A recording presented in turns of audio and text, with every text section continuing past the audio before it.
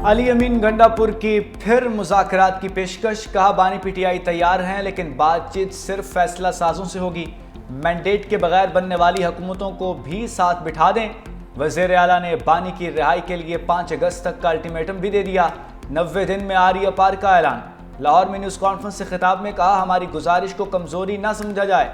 बानी पीटीआई के खिलाफ मुकदमात जाली और सियासी हैं।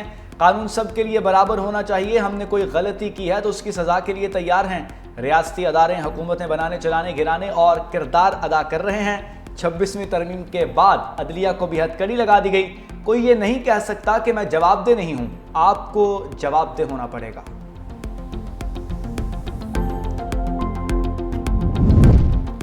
मौलाना फजलुर रहमान मुनाफिक आदमी हैं, वो अभी भी अंदर से इस्टेब्लिशमेंट से मिला हुआ है। अली अमीन गंडापुर का मौलाना फजलुर रहमान को खुला चैलेंज। कहा मेरे भाई के खिलाफ इलेक्शन जीत कर दिखाएं। मौलाना फजलुर रहमान ना जीत सके तो सियासत छोड़ दें। मौलाना कहते हैं हमारा मैंडेट जाली है। मौलाना तो खुद फॉर्म 47 से जीत कर आए।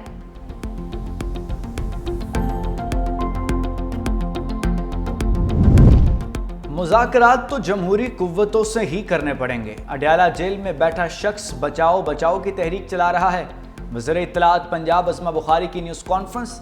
कहा अली अमीन गंडापुर मुज़ाकरात की बात भी अब उनसे कर रहे हैं जिनको बैरकों में वापस जाने का कह रहे हैं। बानी पीटीआई का आर्मी चीफ को खत लिखना NRO मांगने के सिवा कुछ नहीं। अगर अली अमीन गंडापुर कलाशनकोफ बंदूकें लेकर आएंगे तो उसकी इजाज़त नहीं देंगे। अली अमीन गंडापुर एहतजाज की कॉल के बाद अपनी हुकूमत के लिए मोहलत मांग रहे हैं।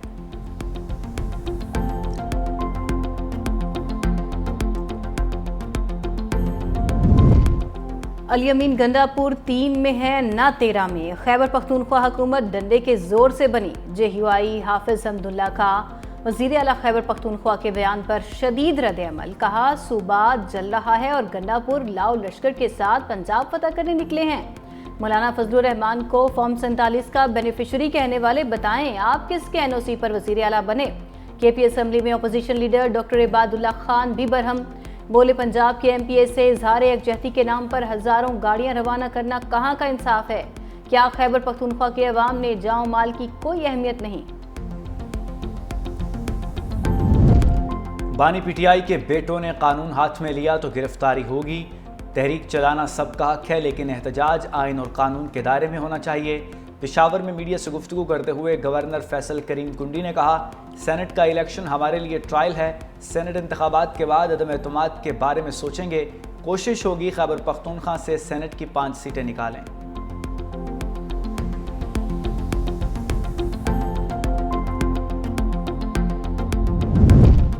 अपोजिशन के मुअत्तल अरकान के खिलाफ रेफरेंस। पंजाब असम्बली में मुज़ाकराती कमेटी का इजलास जारी। इजलास की सदारत स्पीकर पंजाब असम्बली मलिक मोहम्मद अहमद खान कर रहे हैं।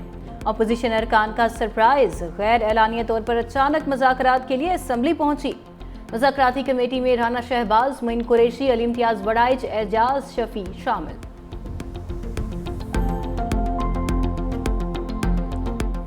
वफाकी हुकूमत सिंध के सोलर और विंड पावर मंसूबों की मुखालफत बंद करे। सिंध के मुतबादिल तवानाई के मंसूबों की राह में हाल रुकावटें दूर की जाएं। सीनियर वजीर शर्जील इनाम मेमन का मुतालबा। कहा सिंध के पास मुल्क को तवानाई बहरान से निकालने के लिए वाफर वसाइल मौजूद हैं मगर वफाकी हुकूमत की पॉलिसियों के बायस सूबे के तवानाई के शोबों की तरक्की शदीद मुतासिर हो रही है। अगर सिंध को इसके वसाइल के मुताबिक इख्तियार और सहूलियात फराहम की जाएँ तो तवानाई के शोबे में इनकलाब लाया जा सकता है।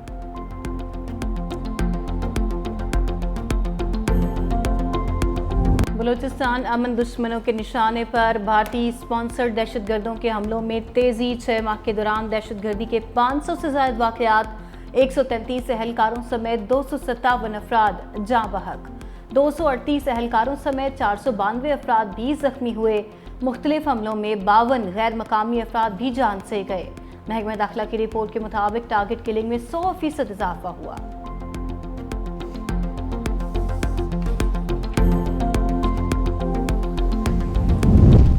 पाकिस्तानियों को ज़बान की बुनियाद पर आपस में लड़ाने की साजिश हो रही है। भारतीय प्रॉक्सीज बलूचिस्तान में पंजाबियों के खिलाफ बयानियां बना रहे हैं। वज़ीर मुमलिकत बराए दाखिला तलाल चौधरी की फैसलाबाद में प्रेस कॉन्फ्रेंस। कहा यूब में मरने वाले पंजाबी नहीं पाकिस्तानी हैं। मारने वाले फितनाल हिंदुस्तान के दहशतगर्द हैं। ان پراکسیز کا بھی وہی حال ہوگا جو آپریشن سندور کرنے والے جہازوں کا ہوا۔ دہشت گردوں کا کوئی مذہب یا زبان نہیں ہوتی۔ پنجاب نے ہمیشہ بڑے بھائی کی حیثیت سے بلوچستان کی ترقی میں حصہ ڈالا ہے۔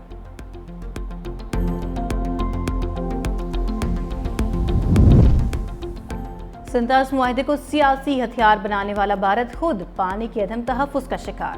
مودی کی جارحانہ آبی پالیسی نے چین کو دریاؤں پر یک طرفہ اقدامات کا جواز فراہم کر دیا۔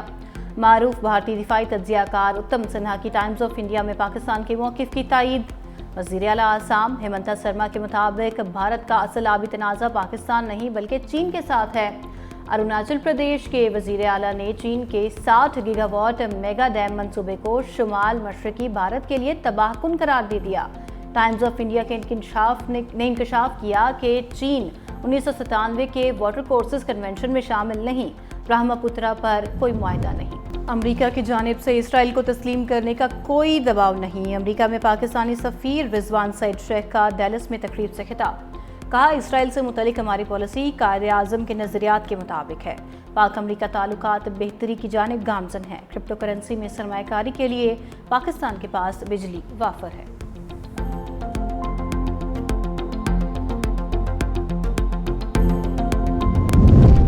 غزہ میں فلسطینیوں کے لیے قدم قدم پر موت۔ اسرائیلی فوج کی بمباری سے مزید 60 فلسطینی شہید۔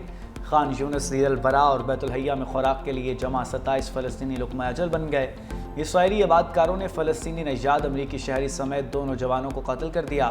ادھر دوحہ میں حماس اور اسرائیل کے درمیان مذاکرات غیر یقینی کا شکار۔ حماس نے رفح سمیت شمالی غزہ کے 40% علاقے پر اسرائیلی کنٹرول کی شرط مسترد کر دی۔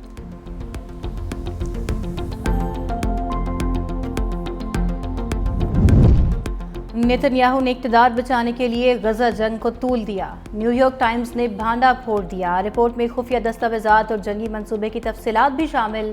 نیتن یاہو نے عالمی دباؤ کے باوجود جنگ ختم نہ ہونے دی۔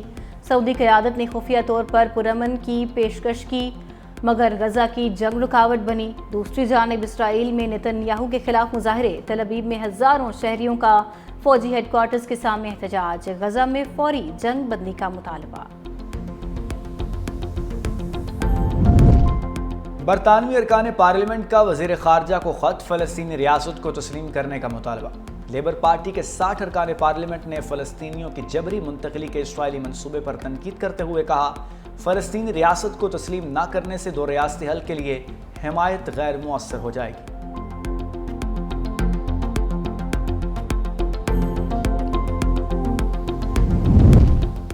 جنوبی چین کے صوبے فوجیان میں بارشوں کا 64 سالہ ریکارڈ ٹوٹ گیا۔ نشیبی علاقوں میں سیلابی صورتحال پیدا ہو گئی۔ سڑکوں پر درخت گرنے سے آمد و رفت متاثر، ٹرین سروس بھی معطل۔